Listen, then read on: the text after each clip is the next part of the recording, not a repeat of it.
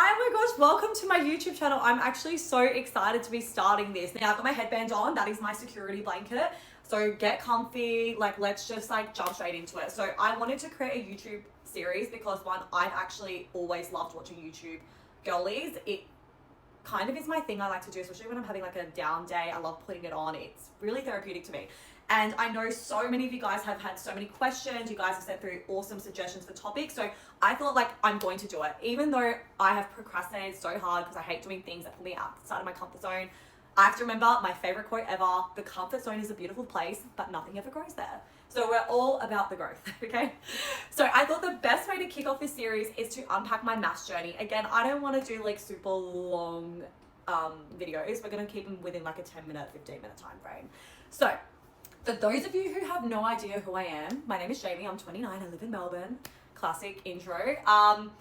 And I was on Married at First Sight Australia in 2025. So my MAFS journey was an interesting one because I had the love story, which was everything I was manifesting and hoping for. When I say I came on thinking I was going to walk out with my husband and the father of my children, that's the mentality I had. Because I was I'm going to have it all. Why can't I have it all? That's just the type of person I am. I think it can happen to someone, so why can't that someone be me? It didn't pan out that way, but for most of my MAFS experience, I got to have a really positive one, which I loved, and I walked away with so many lessons. And those are the lessons I want to kind of share with you right now. So Dave and I, we hit it off kind of straight away. We got along really, really well. And he, on paper, was kind of everything I'd asked for. So automatically I was excited. These experts aren't stitching me up. They've actually listened and they want to see me succeed and find someone I could build a life with. So I was really, really excited. Now, the first lesson I learned, looking back on it, because Dave and I's relationship didn't work out, ultimately, he wasn't forthcoming in his feelings and he didn't actually have feelings for me. And I guess, coasted through. This is the complicated thing about going on reality TV shows. Not everyone is going to be truthful in how they feel or who they are as a person, as, you've got the world that's going to judge you.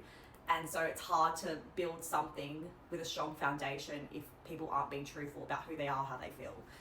So my first lesson I learned is Dave and I's relationship, as strong as it was in that environment, looking back at it, I think it appeared to be a lot stronger than it was in comparison to what was going on around us. So Married at First Sight definitely has a lot of toxic couples and couples that are just facing real challenges and dealing with difficult behavior types. So mine and Dave's relationship, next to someone as tumultuous as Jackie and Ryan, Adrian and Athena, it made us feel even more secure in our relationship and almost gave it a false sense of strength that maybe didn't actually exist. Because yes, Dave and I got along so well. We had such a peaceful home environment. We weren't really arguing, but we were missing key components that create a successful relationship, which is that chemistry, that showing up and meeting each other's needs. Even though, I'm someone who I love hard and I show up in multiple ways. Ultimately, Dave didn't have feelings, so there was something about me that was lacking, that I don't know what it was. But obviously there was something on his end that was lacking for me. On my end, another thing I really learned is I can't settle in a relationship if my needs aren't being met. And a key one for me is, one of my big love languages is words of affirmation. And Dave was someone who wasn't a words person. He wasn't comfortable complimenting me, expressing, he didn't like to talk about his feelings. I guess if he didn't have feelings, I guess that's why I didn't really want to talk about feelings. But he just wasn't a communicative person like that.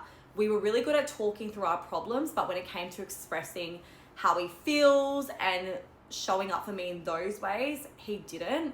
And I was accepting of that. I guess because I was in an environment where we were trying to make it work no matter what. But that's something I should never accept. I should never accept that, because if I'm unhappy now, in years and years to come where things get worse and I still never have those needs met, I feel like you start to seek that validation elsewhere. And that's not a relationship I want to be a part of. Another thing I really learned in my relationship is you should never ask someone how to show up for you. Now, I feel like I said the words show up so many times, I was making commission off of it or something. So I apologize for once again bringing this vocabulary back into your lives. But when my relationship went south and we uncovered Dave didn't have those feelings, he did everything to redeem himself, but he was he started you know, I felt like there was this constant need for me to kind of give him all the answers. And a fault of mine is I always tell people how to fix things. I'm like, here's my instruction guide. And that's like the worst thing you can do, because you'll never see how someone actually moves and what they want to do and what they feel is right to do. And I feel like when you do enter like strife in your relationship and you tell a man, I need this, they'll do it because you told them to, and then it tapers off again. So I realized I can't tell someone how to love me, how to show up for me, how to care for me. Like, yes, there's certain things that not everyone's going to know everything about you. You might say, yeah, I really like flowers. But at the same time, like, romantic gestures should come from that person. They should know, like, kind of things that excite you, things that, you know, warm your heart, things that put a smile on your face. Like, it shouldn't be you telling them. I feel like it loses it. If you have to say, I need compliments, I want you to compliment me, why don't you ever compliment me? When they give you a compliment, it feels so forced, it feels so unnatural. I don't ever want to have to beg a man to see my worth. That is another massive lesson I've learned. If you have to beg a man to see your worth, see your value, see how much of a blessing you are in their life, they are not for you. They are not for you, because you know what? This person is clearly not your person, but there is someone else out there that will see you, that will love every part of you. And that's the thing. I think another lesson is there is this fear of, what if I don't find them? What if this is it? What if this is the best it's going to get? I am always guilty of this. I will try to fit that square peg into the round hole. I will try to make something work even though it is clearly not. And I will sacrifice my needs.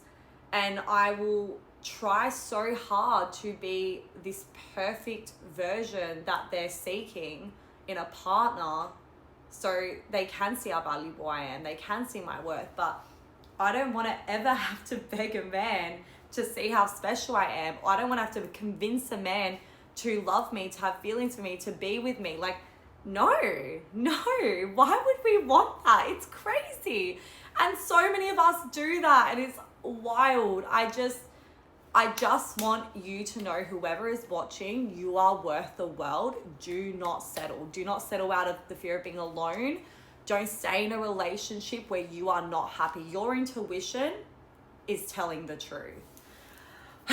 So look, I just blurted out a bunch of stuff. I hope you guys enjoyed that. Please keep an eye out for the next upload. Please comment, subscribe, like, share, whatever you do on YouTube, and I'll keep posting some more. Love you guys. Mwah.